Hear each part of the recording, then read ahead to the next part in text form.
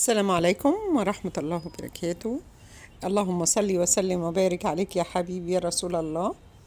ازيكم حبايبي، وحشتوني جدا جدا. ربنا يسعدكم يا رب. متشكرة لتعليقاتكم ولايكاتكم وكلامكم الجميل اللي بيسعدني. اخواتي وصحابي واللي من دور اولادي، ربنا يسعدكم يا رب وجعلها ايام مباركة عليكم وسنة سعيدة عليكم. النهاردة هنعمل بقى ايه؟ الواحد محتار بقى بصراحة يعني. مش عارفين نعمل غدا ايه، كل يوم حيرة الاكل بقى، انتوا عارفينها. نعمل اكل ايه، نعمل ايه؟ قلت والله لا نعمل مكرونة، وكان عندي بقى كام دبوس كده حلوين في قلب التلاجة. مش عايزة انزل اشتري حاجة، يعني كان عندي كام دبوس كده. فبصراحة الحاجة لما بتبقى في التلاجة موجودة ما بتحتريش، بتروح مطلعها على طول وعاملة المكرونة في البيت والصلصة في البيت. وقلنا ايه برضك عشان ايه ما ناكلش المكرونة لوحدها، يبقى نعمل ايه؟ دبوس كده مشوي كده، هنعمله على الجريل مع بعض. حاجة روعة وسهلة وبسيطة. بصوا زي ما تقولوا يعني بصراحة يعني احلى من المسلوق بقى، ولا هنسلق ولا اي حاجة. هنعمله بسرعة كده وهتحسوا ان انتوا ايه، ما عملتوش اكل خالص يعني. تعالوا نشوف هنعمل ايه. عندك بقى بالكمية اللي انت عايزاها. انا بصراحة دول كانوا عندي حوالي 5 كده في قلب التلاجة. طلعتهم غسلتهم وتبلتهم ملح وفلفل. غسلتهم طبعا غسيل، وتسيب الجلد فيهم عشان احنا عايزينه هنشوي بيه. وملح وفلفل وكده، وبهرتهم تبهير حلو. و... ونعمل لهم بقى الخلطة بتاعتنا. ومسكتهم فتحتهم بقى قدام وورا كده بالسكينة عشان التتبيلة تخش جواها. مفيش اكتر من كده، زي ما انتوا شايفين اهو بوريهم لكم. حاجة بسيطة. تعالوا بقى جبت البولة بتاعتي وحطيت معلقة صلصة حلوة، معلقتين كاتشب. لو عندك بقى اكياس حطي كيسين. معلقة باربيكيو، معلقة صويا صوص. والبهارات، ومعلقة مستردة. وبهاراتنا بقى الحلوة، بهارات الفراخ الجميلة اللي انت بتجيبيها يا من عند العطار، او بقى تلمي كل ايه الحاجات اللي عندك. توم باودر على بصل باودر وحبهان مطحون، والحاجات بقى اللي بتنكهي بيها في البيت الجميلة، وشوية فلفل اسود وحبة ملح. كل حاجاتنا الحلوة كده مسكناها كده نبهر بقى بيها، عشان هي دي الوصفة الأساسية بتاعتنا. بس هناخدها بقى نتبل فيها. نروح رامين فيها قلب دبابيس الفراخ كده، ونمسكها نغلفها بالكفر جوه وبره زي ما انتوا شايفين. ونسيبها بقى كده حوالي ساعة ساعتين. عايزة تسيبيها من بالليل براحتك. بس هتبقى روعة وخطيرة. عايزة بقى تحطي شوية شطة كمان، يا سلام. تحطي بقى اللي هي شطة كده عشان لو انت عايزاه. عندك ولاد بقى وكده ما بيحبوهاش، يبقى تستبعدي خلاص. يبقى اللي هي لو عايزاها سبايسي يعني، اللي هي هرست الشطة اللي عندي. زي ما انتوا شايفين سبتها وفص توم كده، واحنا حاطين توم باودر وبصل باودر. حاجة سريعة، انا عملت حاجة سريعة كده. ونجيب الجريل بتاعتنا.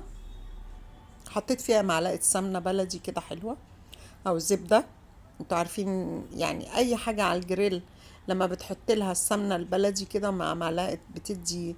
وتيجي تحطي فيها، وتيجي تنزلي فراخك، بتروح منزلة العصارة مع السمنة البلدي، بتدي ريحة روعة يعني. بس زي ما انتوا شايفين كده هننزل الفراخ بتاعتنا. ونحط بقى ايه؟ شوية زيت كمان عشان ما تلزقش بس. وخلاص هنقعد بقى ايه نقلب فيها ونوطي النار قوي. وهوريها لكم كده وهي داخله في السوا زي ما انا بوريكم اهي. ونروح مغطيينها، بس لو عندك غطا غطيها شويه عشان احنا عايزينها ايه؟ تستوي من جوه شويه. يعني احنا عايزين الايه؟ اللحم يبقى مستوي بس. انما هي ما شاء الله مش هتاخد سوا خالص. عايزه تعمليها بقى كده، اول ما تاخد تشم النار مثلا وتدخليها تحت الشوايه. لا، انما انا ما عملتش حاجه، ما دخلتهاش تحت الشوايه خالص. انا كله كان فين؟ على الجريل كده اهو زي ما انتوا شايفين. هسيبها تتشمع زي ما بيقولوا من تحت كده، تاخد اللدعه بتاعتها والتشميع. واقلبها وبعد كده اغطيها شويه. اوطي النار بقى عشان ما تجيبش ميه. احنا عايزينها الاول نخليها تشمع خالص وتتغلف بالسخونيه، ونروح مغطيينها. بصوا كده دخلت اهي في السوا في التشميع. انا هغطيها شويه واسيبها بقى ايه على نار هاديه شويه كده، عشان بحيث انها ايه تكون مستويه. بس مفيش اكتر من كده. حاجه روعه كده وسهله وسريعه وجميله جدا، وهتاكلوا يعني فيها نكهه الشوي كده. عايزه بقى تولعي فحمايه بعد كده وتحطيها وتغطي، هتديكي نكهه الشوي. بس بصوا زي ما انا بوريكم، بقرب لكم الكاميرا، ان هي لازم نغلفها كده من فوق ومن تحت. وحاجة سهلة. احنا نعمل بقى المكرونة بتاعتنا الحلوة. سلقنا المكرونة، ونروح جايبين بقى الحلة بتاعتنا فيها حتة سمنة بلدي، والصلصة مصفياها. مسكتها ضربتها كده ورحت مصفياها خالص، عشان مش عايزة فيها اللي هي التفل بتاع الطماطم. ونروح بقى مقلبين وحاطين كل بهاراتنا الحلوة. دي صلصة المكرونة اللي هنعمل بيها المكرونة ايه، اللي هي مسلوقة عادي، المكرونة ام صلصة. شوية توم باودر على بصل باودر وحبة فلفل اسود كده وننكه. ولو عايزة تحطي مرقة خضار حطي. انا حطيت لها واحدتين ريحان. انا بحب ام صلصه دي. عندي بقى زرع ريحان كده، خدت 2 ريحان وقرنين فلفل كده اللي هو الجاف ده، وحطيتهم وسبتها بقى كده تتسبك على نار هاديه. بس واروح سقطه المكرونه وخلاص على كده. و... وناكل معاها بقى الدبابيس الفراخ اللي انتوا شايفينها دي ما شاء الله. هما في جزء من عندي كل قبل ما ناكل قبل ما ناكل قالوا لنا اغرفنا بقى قبل ما اصور يعني. فجزء كل، واللي باقي بقى حطيته هنا في الطبق. حبيت اوريه لكم حاجه سهله. عملنا بقى جنبيه تعملي طبق سلطه ونمشي اليوم والدنيا تعدي زي ما بيقولوا. اي حاجه في البيت بتنفع. اي حاجه نعملها ما نكلفش نفسنا، اللي موجود في البيت.